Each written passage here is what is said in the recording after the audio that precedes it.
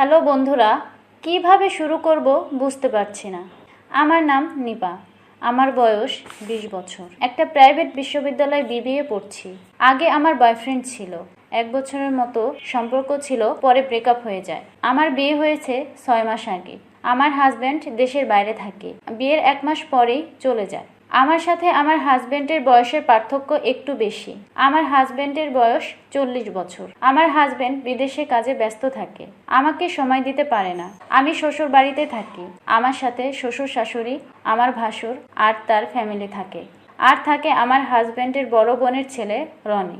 আমার হাজব্যান্ডের বড় বোনের ছেলে রনি আর আমি সমবয়সী। রনি অন্য একটা প্রাইভেট বিশ্ববিদ্যালয়ে পড়ে।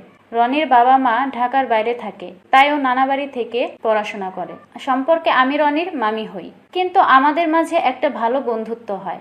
সবার সামনে থাকলে রনি আমাকে মামি ডাকে এবং আপনি করেই বলে, কিন্তু একা থাকলে আমরা বন্ধুর মতো থাকি।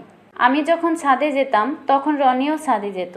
আমাকে একা পেলে রনি মাঝে মাঝে দুষ্টুমি করত, যেমন আমার চুলের বেনি খুলে দিত, আমার হাত ধরত।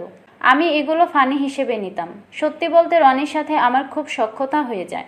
তাছাড়া আমারও একা থাকতে ভালো লাগতো না, তাই আমিও ওর সাথে দুষ্টামি করতাম। আমরা একসাথে সিগারেটও খেয়েছি। একদিন রনি আমাকে ড্রিঙ্ক করাবে বলেছে। একদিন দূর